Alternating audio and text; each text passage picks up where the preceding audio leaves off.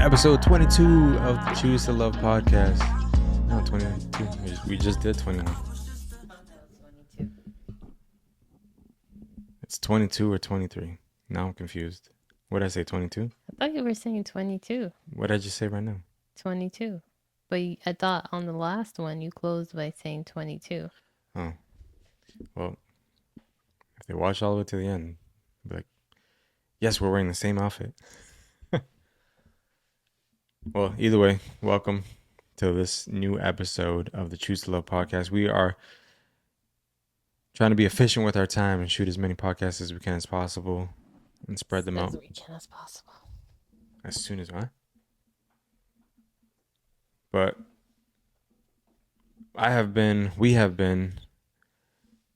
going on a bunch of conferences lately, 3 in the past 3 weeks,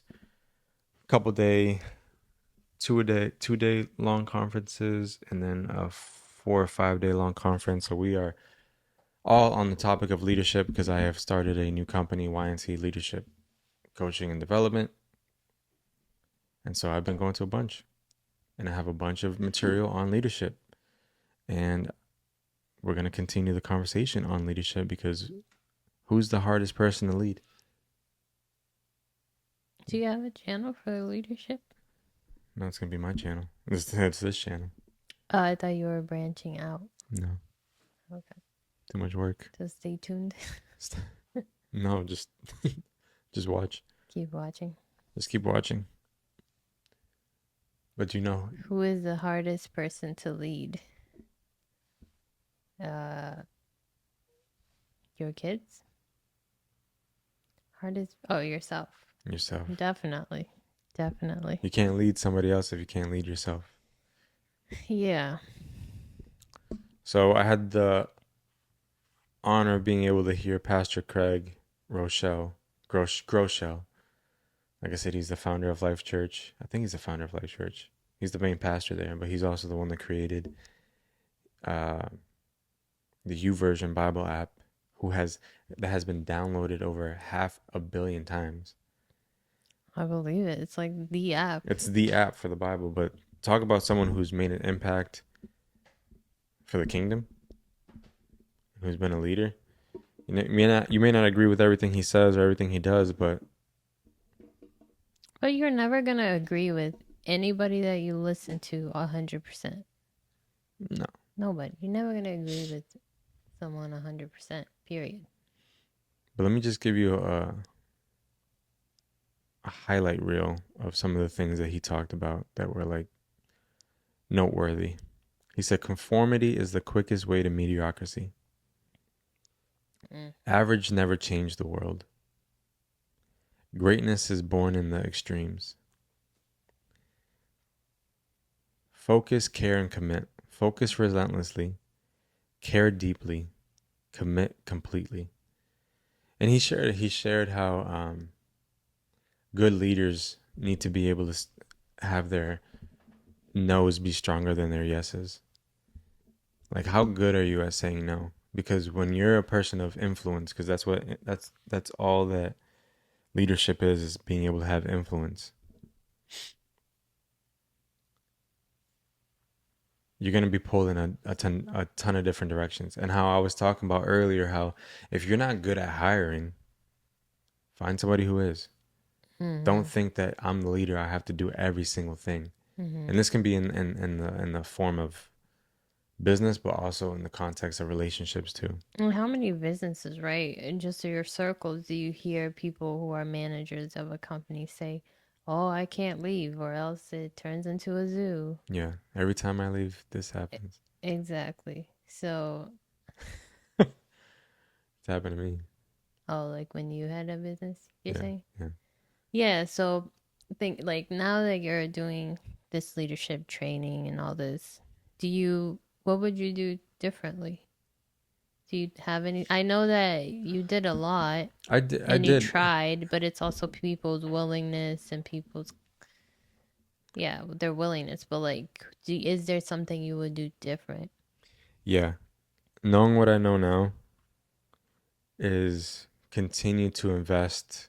I wish I I wish I was investing in myself as heavily as I am now back then, because it would have allowed me like as a person who leads, if you're not consistently continuously growing and becoming a better version of yourself, then you can't expect other people to get better themselves. That's such a good point. I Thanks. just want to I just want to say something really quick, is that it doesn't matter that your business is XYZ, or that you're a professional at this and that you studied this. It's okay for you to do something different that is going to help you with leadership, that's going to maybe help you learn a new skill. Doesn't mean that you're taking away from whatever your business is or what your career, but it's just something that can help you even more in your business and your career. Yeah, and ultimately, when you again, what do you say? Conformity is the quickest way to mediocrity. When you start to conform to your circumstances, to your business, say your business has been successful. Like when I sold loyalty 9 years in, I was comfortable, so I wasn't stretching myself Mm-hmm. as both a individual and as a business. I was doing things here and there, and I was getting ready to do something big. I just didn't know the big thing was the sale Mm-hmm. of it. But when we conform, we become mediocre because we're no longer wanting to grow. And how can we expect people to be a part of something that's no longer growing? Mm-hmm. It's one thing if the business is kind of in a season of like growth is not happening, but if the people see that the leader is investing into himself, it's kind of like, okay, something's coming, like he's Mm-hmm. doing something, he's motivated, he's being encouraged, he's being intentional, something's coming, I want to follow him, he's Mm-hmm. going somewhere. Mm-hmm. People have to buy into the person before they can buy into the vision, because the vision can be great, but the person might not be the right leader. The right leader might be able to not have a vision yet, but they're buying into the person, so they know that where they're going to lead them eventually is towards something better than where they're currently at. And it's so hard to convince somebody to come into your boat. Yeah, because also, like, how do you keep that fresh? Because, What fresh? like, okay, he or she is investing in themselves. I want to see what's going to happen. Boom, it happens. Great, this is awesome. What's next? Like, okay, so maybe there's a period where you're not necessarily like uh investing in yourself professionally. So, do you think that is an issue? Like, I'm just saying, how do you keep that motivation? How do you inspire, and how do you motivate your people? I don't think it has to be drastic in every single season for it Yeah, to be but so like what does that look like? the continual growth of leadership. Yeah. I mean, Or just, simply enough, just like the way you present yourself in public comes from what you practice in private. mm-hmm, The books that you read, they're gonna be implemented into your life, into your vocabulary, into how you speak to people, especially if it's on the yeah. topic of leadership. It doesn't have to be that you go to a conference and all of a sudden it's like, all right, we're changing everything up, guys. We're doing this and this. I'm super excited, and all of a sudden, like things start to get dragged down because a month or two have passed by. Like, no, leadership is a continual evolution of pouring into. Leadership is self development. More importantly, is where I'm getting at. I'm not getting at, but when you're continuously self improving, it's a consistent thing, because the consistency is what allows you to become great at something. It's not like an overnight thing. It's not a conference away. I mean, a conference can ignite and it can spark, Yeah. but you have to flame that spark in order for it to become a fire that consumes and people can see like, whoa, how do we get here? We got here by consistently doing little things, but also and I thought I did this, and I think I could have done it in better ways, is giving the ability for input from team members. Say it again. Getting input from the team. Okay. Be like, where do you, like, this is my vision, and I would say this in meetings. That's surprising to me because I thought you did do that. I did. I just I don't know if I always maybe said it the right way. I didn't, not that I said it like mean or like with the dictatorship, but like there could have been if I look back at it, maybe there could have been a different approach of how I went about that. Maybe I put a team together and said like, hey, you two come up with something, you two come up with something, or you guys come up with something and I'll share my idea, or like find different ways to facilitate it to build some excitement for it. Do you ever feel like, because you did do a little bit of that, do you ever feel like you took it and implemented into the business? I know I did. I don't remember specifically one thing. I would also just sometimes say like, hey, this is what I'm wanting to do. Here's a few different ways in which we could do it. Which way do you guys think is the Mm, best? So it wasn't like, hey, we're doing this. This is how we're going to do it. No questions asked. It yeah. was, this is what I'm thinking. These are the ways that we could possibly do it. Let's collectively come up with the one that we think is maybe the best way to try it. That's a good leadership because what you change in your business affects everybody in your business. And so I think it's important to incorporate people in the changes. Not that you aren't going to make them, but it's important to have the conversation, right, of what that's going to affect, what people need guidance in that change. Yeah. And sometimes you have to be able to be humble enough to be like, that didn't work. Let's scratch that off. Let's try something different, or let's not do that ever again. Mm-hmm.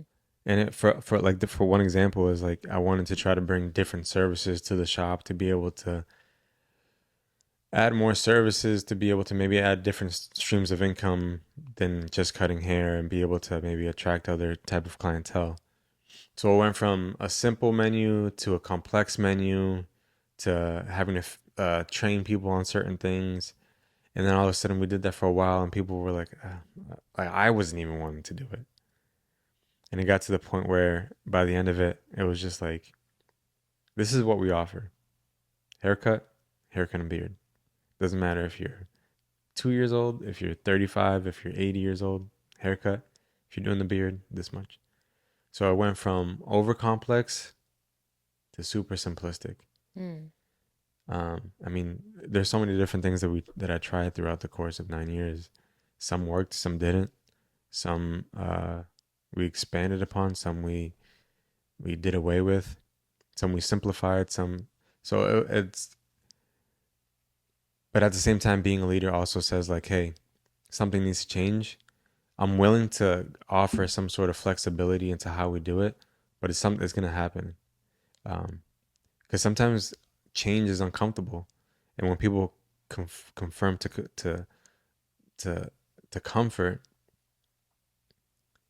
they're just not wanting to change, thinking that it's gonna have that season of uncom. I feel like I'm saying the same thing. People don't want to do it because it's uncomfortable for a season, but when it's become normalized, it's like, oh, I wish we did this sooner. Mm-hmm. And so as a leader, it's sometimes you have to make those tough decisions, seeing that there's something better at the end of it than the uphill climb that you have to get there, that you have to do to get there. Yeah, but do you think it's still important to communicate that and like what your goal is instead of saying we're doing this Yeah, and say we're doing this because this yeah, is what I want us to go to. yeah. I mean, you don't want to. It's you don't want to follow someone who's a dictator. Mm-hmm.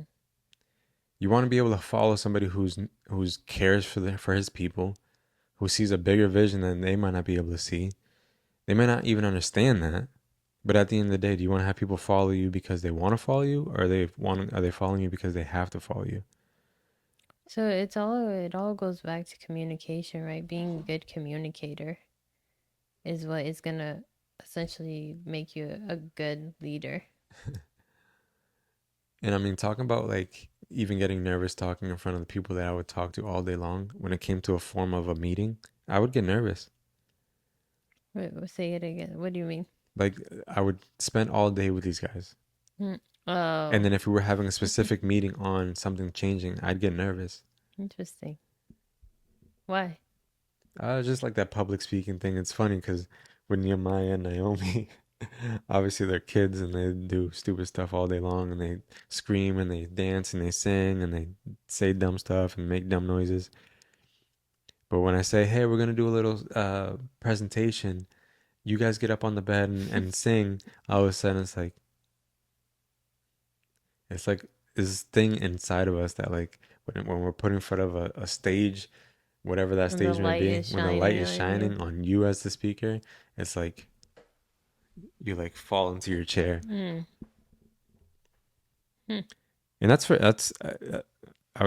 say that's for a lot of people. Some people it doesn't, it comes pretty, they're unwavered by it.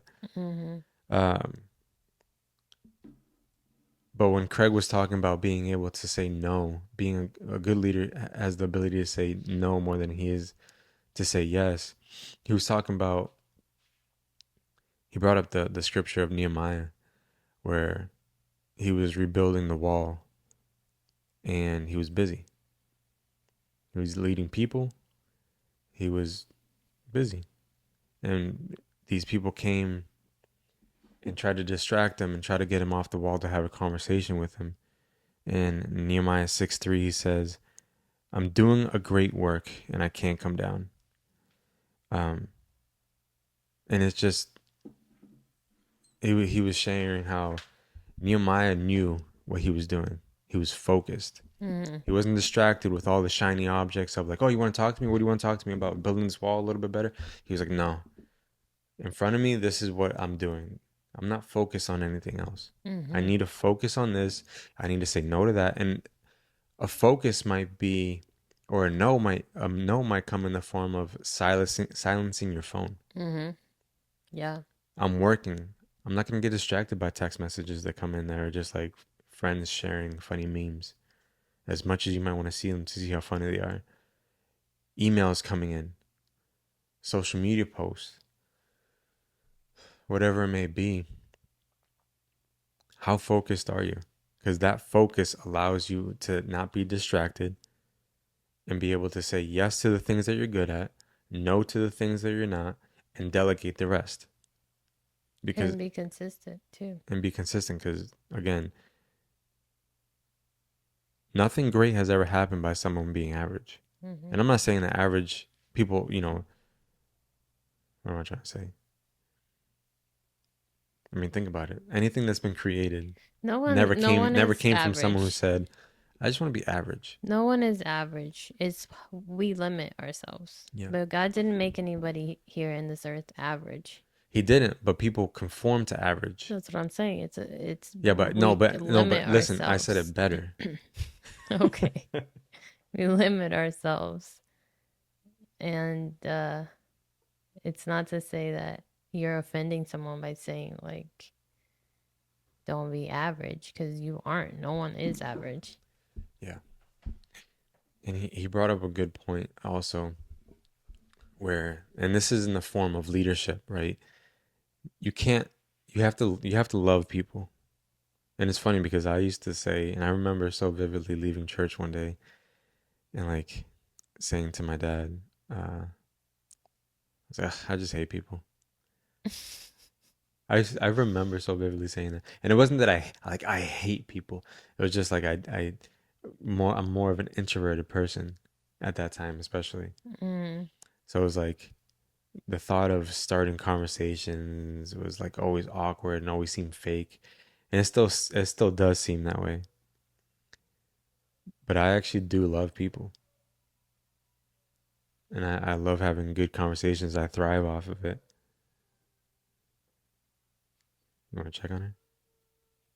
mm-hmm. You do want to check on her? Yeah. Okay, go. Oh, how I am I thrive off conversation. I'm like, Oh, because you said that you didn't like people, but you yeah. love people. Well, yeah. So the point I was getting to was how Craig was talking about how we have to be a good leader. You have to love people. You have to Mm, want, you have to care for the people that you lead. yeah. Um, and he mentioned that you had, well, a tip that he had for leaders is that you have to appreciate the people that you have more than you think you should. And then once you think that you should appreciate them this much, double it. Because that's how much you actually need to appreciate the people who work for you or Mm. work with you. Like even the work for you thing is has always been like a weird thing for me to say. Like people who work for me, I got people who work for me. I got like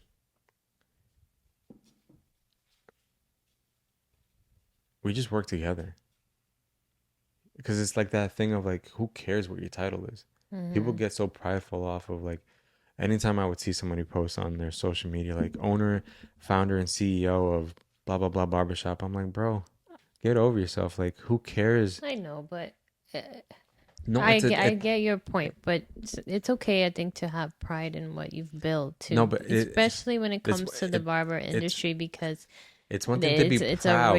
It's another respect. thing to have pride because a lot of the people wear that with a badge of like, I'm better than you. I'm not Mm, talking about the people who, yeah, I'm like, be proud of what you've done. You've accomplished something. You've done something great. You've built something.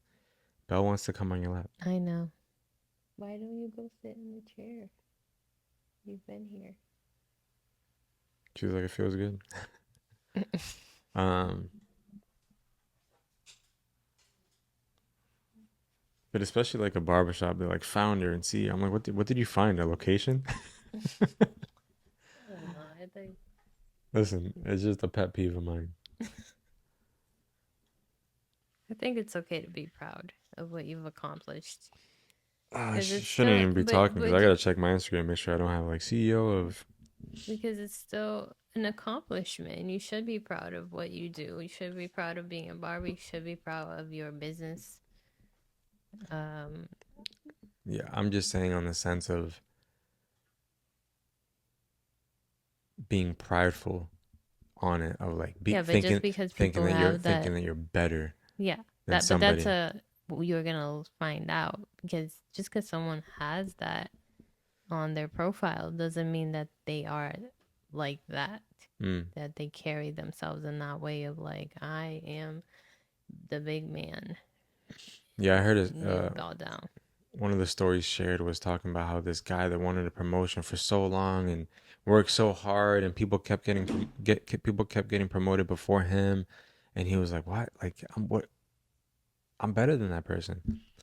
And eventually they left because they didn't get the promotion, but they ended up getting a job at a competitor in which the person who shared the story knew that company as well and knew some of the management within that company. And sure enough, the guy got the promotion at that job. And one of the first things that he says to his team that he's leading is he walks out of the office. He's like, I'm your boss. I'm your boss. I'm your boss. I'm your boss. And so like throwing it in their faces like, I'm your superior. Mm-hmm. Do as I say, not as I do. Mm-hmm. He didn't last. Why? Because people don't want to follow somebody like that. He could have No, been great at his job, or at least part of it, because part of his job is leading a team. You can't lead a team that doesn't want to follow. you could have a lot. He could have had a lot to offer, but the pride and ego got in the way. Because remember, at the end of the day, leadership is influence. Mm-hmm. If you don't have the influence over the people because they don't want to follow you, you ain't a leader, Mm-hmm. right? Right. Say it with me. Leadership is. Mm-hmm. I know you like when people do this on stage. Say it with me. Leadership is. What I don't like is your finger on my face. uh, Yeah, we gotta stop that as a church. Can we stop that? Stop what? You gotta be specific. Repeat after me. Jesus loves. Turn to your neighbor and tell them that they look so great today. Yeah, Turn to your other neighbor and say, I told you so. let's stop. I think that's just your introverted person coming out. Call it what you want, but Oh man. no one wants to do it. And then he shared, commit completely. The potential of your impact is the reflection of the intensity of your commitment. What is it? Commit completely. The potential of your impact is the reflection of the intensity of your commitment.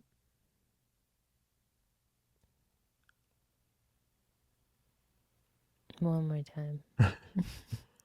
Commit completely. Mm-hmm. The potential of your impact is a reflection of the intensity of your commitment. Okay, got it. So if you're committed to something, I got it. you're only going to reach the potential you're going to reach, Yeah.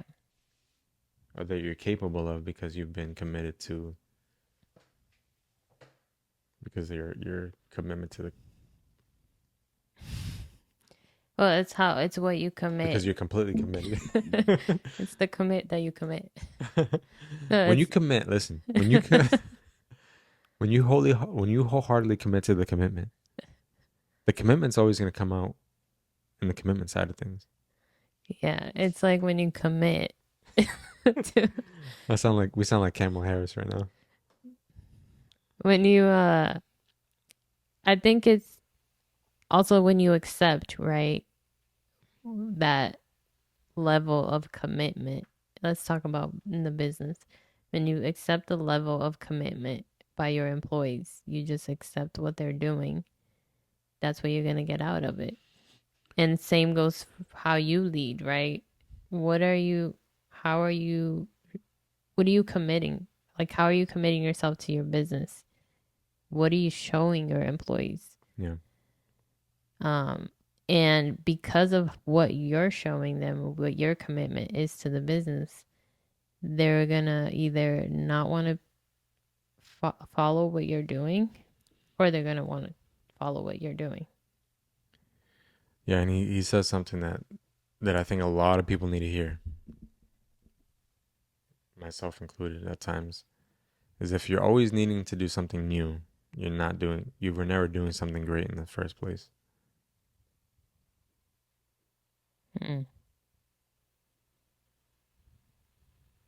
Mm. I don't know. What do you mean? If you're that person that is always like saying, "Oh man, I got this new thing that I'm doing. It's gonna be the greatest thing," do that for a little bit. All of a sudden, it's like, "Oh man, I'm doing this new thing, and this is gonna be great." But it's not the thing; it's the you. What do you mean? Because the quote you just gave said that what you were doing wasn't great to start with. But it's not that the thing you weren't doing wasn't great. It's the you. Because if you keep going from one thing to one thing to one thing, are you then actually committing to what you're saying is great? Because when you hit that one roadblock, you're like, oh, nope. But that's the thing that he's saying, is that it was never that great to start with. Well, it's not the thing though. It is the thing. No, because if you hit a roadblock, it doesn't mean that that thing isn't going to work. It's just that you are giving up But on it the wasn't thing. that great in order for you to continue to persevere through it. That's not true. That's not true. I think that there could be something that's great, but people give up because things get hard. But it doesn't mean that they couldn't have overcame whatever the difficulty was. I get what you're saying. I'm just for Listen, I don't have to agree with every quote, so let's keep it moving. All right, let's see. Good requires motivation. Great requires obsession. Good requires motivation. Great requires obsession. Yep. Okay. What do you think?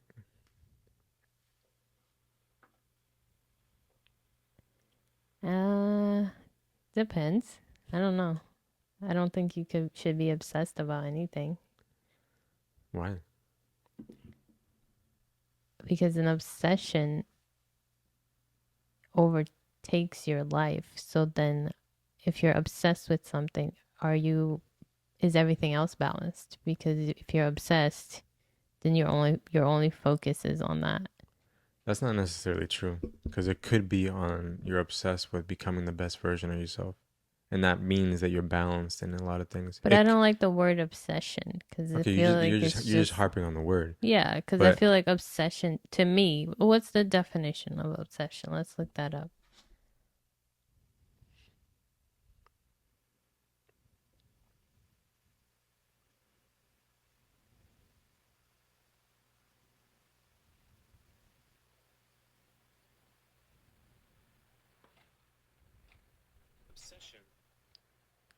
the state of being obsessed with someone or something. Okay, we can't use that was like the first thing that they teach you in school. You can't use the word in the definition.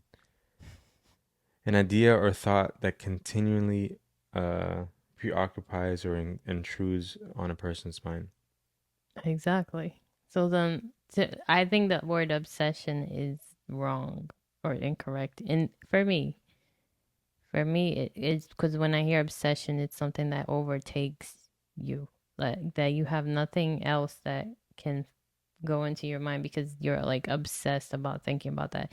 Even if it's a self development thing, you can't just obsess about that and then not be taking care of the outside factors of your life, right? Because there's still, even if you're a single person, like there's still other things around you that require your attention. And if you're obsessed with your business, then are you letting go of like the relationships that you have because you don't have time for them? That's the only thing. I just think it's the word for me. So please, what would be a better word? I don't know. I'd have to think Focused? about it. Because it's just like I think it's just more so on the fact of you have to be, I mean, super focused. So what was it When you're again? The good, uh, good requires motivation. good Great re- requires obsession. good requires motivation. Great requires. And I think it's just an obsession. It doesn't have to be an obsession to like, it has to be everything you think of all the time. It can Maybe be, it's like how we use the word. Oh, I'm so obsessed with this. Like in a more light-hearted way. I mean, it could be. I mean, but yeah, but when things are, especially in business, Mm-hmm. in the sense of business, you do end up becoming obsessed a lot of times. That it does take away your time from being able to be engaged in other things. So, but then I guess would that be for just a period? Because It can be. because but then when you're not upset and letting it be an obsession, then are you still great? Do you still have that greatness, or the greatness does require the obsession? I mean, I think about someone like Kobe Bryant. Didn't do anything else during his time in the NBA for the most part. He he did some other things, Mm. some other businesses, but he like it was basketball was business. Someone like Kevin Durant, obsessed with basketball. He's a hooper. He's not even in a relationship. He's upset. He ball is life. So that's the thing. So then at the end, like you have right But that's greatness, greatness. you have greatness, but are you happy? I mean, they could be. I think they're happy. Kobe seemed happy. I'm not talking about Rest in Kobe peace. because he still had his family and he had a relationship. Yeah, I mean, time will tell But I'm if saying, some things that they obsessed about, they'll look back and say, I wish I did things differently. I think it's just in the sense of like, if you want to really do something great, you can't just be motivated to get there. You have to be obsessed to be able to get to that point of, yeah, and that's that obsession. Like, it's just the right word to use. It may not be the right word to, it may not be the perfect word to use. it's obsession. I It's just that agree. you're so focused I that think it's that past focused. I want this so badly. yes, that was okay. I can agree with it, but don't let the obsession be forever because life is about more than just that thing that Well, I you're mean, but searching. obsession could later come on in the form of being able to be good at uh, managing it. How you manage that obsession, I think, becomes Oh. more of something down the line. Like when Jeff Bezos was building Amazon, I'm sure that dude, I mean, for it to be like one of the top companies in the world, you have to be obsessed for a period of time. And then over time, you allow that obsession to grow and to be facilitated in a different way that you no longer have to have it take all your time away. It can be, and it's still great, but it still requires an obsession about it, because as soon as you let off the throttle, there's someone coming behind you, another company, another person, another hooper that is more obsessed about it than you are, and all of a sudden they overtake you.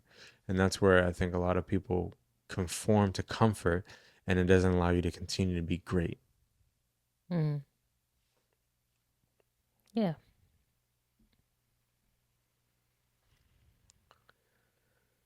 But I understand what you're saying, because but in marriage, I think there's seasons, and we've talked about this before, where I'm like, listen, I'm going into something new. I'm doing something that I think is gonna work out, and I think it's like where whatever it may be. But I know I've talked to you before. I'm like, listen, I'm gonna be focused. Mm-hmm. Like I'm going into this period, and I just need you to be understanding, and that's like we need to bring that into especially when we're married, into a relationship, to be able to be transparent of like I know I'm going into something right now. Belle, Belle, you can't be you can't be snoring. She's just like, oh, get over yourself. You're the one who wanted to sit here. If you don't want to listen to the conversation, go over there. Uh,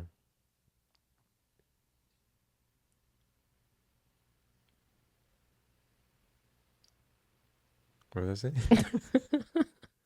I think it's because she's like sitting on her throat, so you can't breathe though.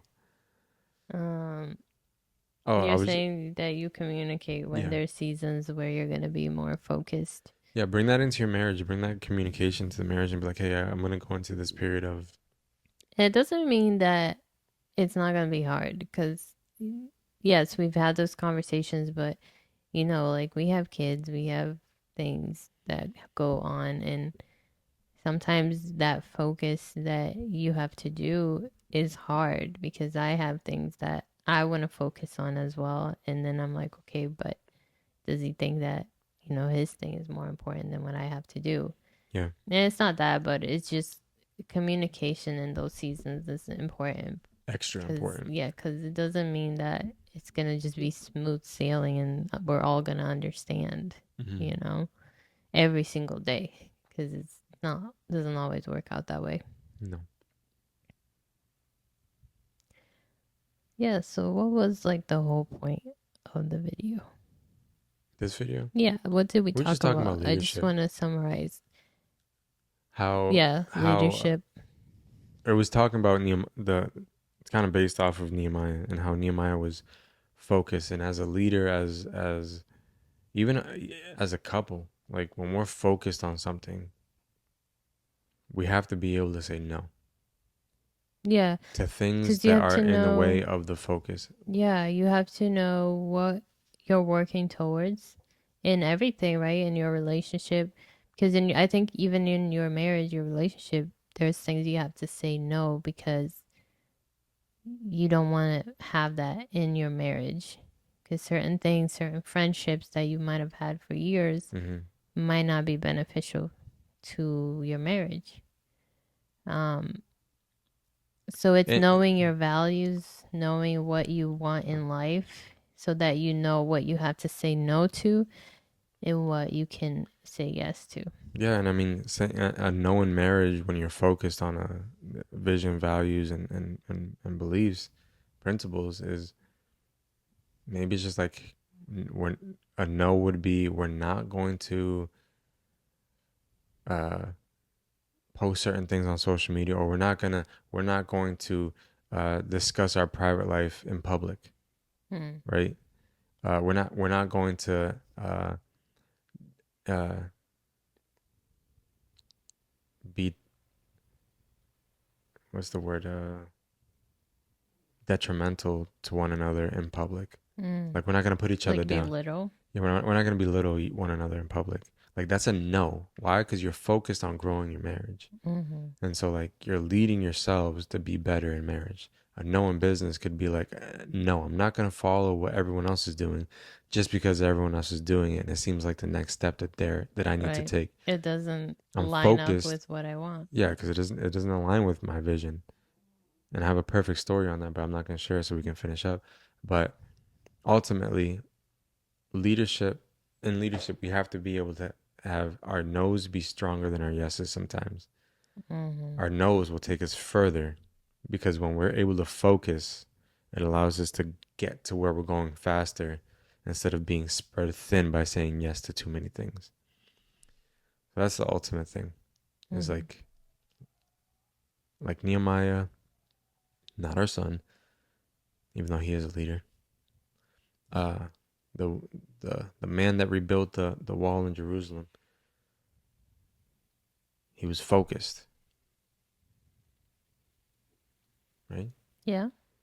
I don't know what else I was So just stay focused, and by how can you stay focused is knowing what you want out of your business, knowing where you want to get to, knowing your values. What is your mission statement, right, for your business? mm-hmm. That mission statement For is your what, marriage. yep, mission statement for your marriage, for your business, whatever, your life. That mission statement is what's going to help you know what lines up with what you want or not. Yeah, and it'll make it easier to know what to say yes to and what to say no to. And it will help you lead people better as well. Yeah, because leadership is what? Get out of here. Turn to your neighbor and I don't even turn remember. to your neighbor and tell them what the influence is. I don't even remember Turn to the now. person on your right. Tell Belle what I almost keep telling you. What? I almost keep telling you what it is by accident. Leadership is what? That's why I they don't tell know. people to say it on in church so they remember it. Yeah, but they're not saying that. They're saying like, tell them they look good. I'm like, no. Leadership I is mean, it's nice, but influence. leadership is influence. Nothing more, nothing less. We'll see you guys on the next episode. Have a beautiful time. Bye.